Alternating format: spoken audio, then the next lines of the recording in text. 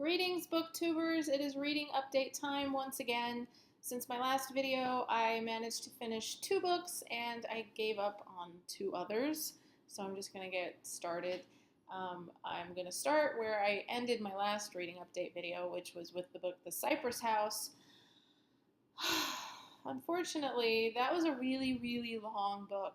And I ended up giving up on it, unfortunately, at about 60–65%.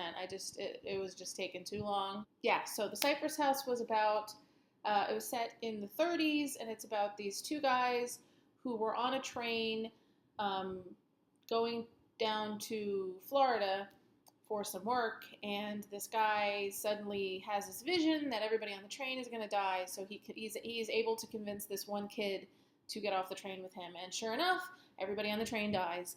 And that is pretty much the first 100 pages of the book, and then the rest of the book kind of goes all over the place, involving them being in this sort of bar/boarding house, and these people in the town are corrupted, and it just was a mess.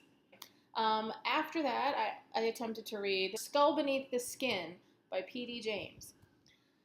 Again, this one really just did not work for me. And to be quite honest with you, I don't even really remember very much about this book, even though I attempted to read it only like about a week ago.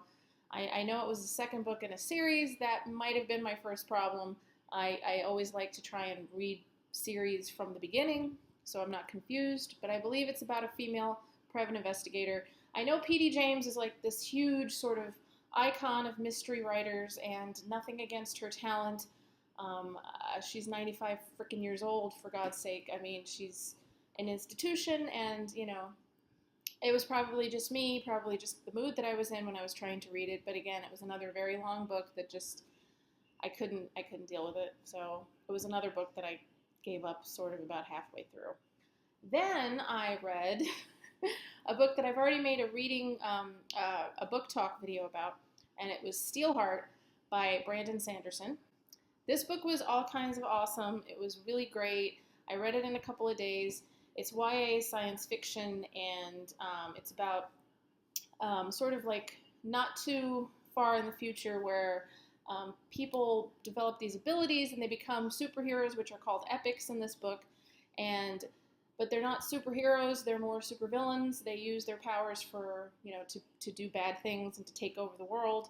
And it's about this kid who makes it his mission to kill this one epic, who's named Steelheart, who killed his father when he was 10 years old. And he joins this band of nomads that are called the Reckoners, and they go around exterminating the epics. It was really, really great, and I gave it a 4.5 to 5 star rating. Well, you can't do the half, but so 5 stars on Goodreads. It was great. And the last book I actually finished is one that I've read before. I've actually read it twice before. And it is The Color of Magic by Terry Pratchett. I'm sure everybody knows who Terry Pratchett is, even if you have never read any of his books. He is the creator of the Discworld series, which is this very wild and outlandish science fiction series. And this is the first book. I read it originally when I was in my early 20s, and I loved the humor, but a lot of it kind of went over my head. I might have been a teenager, actually, when I read it the first time. I'm not 100% sure. But I enjoyed it. I did. But in subsequent readings, the second time and then this third time, I actually enjoyed it even more because I think I got more of the references and stuff.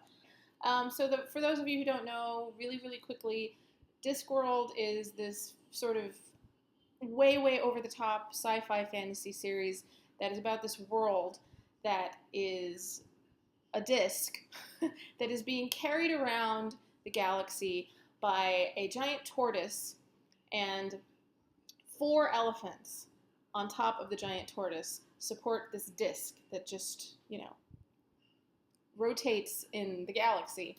And all of these crazy characters like Rincewind, the failed wizard, and you've got Two-Flower, which is Discworld's first tourist. It would take me a really long time to explain the series, so I might do a book talk video when I finish the second book, which brings me to what I'm reading now, which is the second book in the series, and it's called The Light Fantastic. I have also read this in the past, but once again, as with the first book, I am enjoying it much more now than I did when I was younger. Because, like I said before, I get it a little bit more than I did before. So anyway, that's what I'm reading now, and that's what I've read since my last video. So anyway, that's it for this time. As always, if you have any questions or comments, leave me some love. Okay, so I will talk to you guys later, and me and my red shirt are going to say goodbye for now. So I will talk to you later, guys, and happy reading.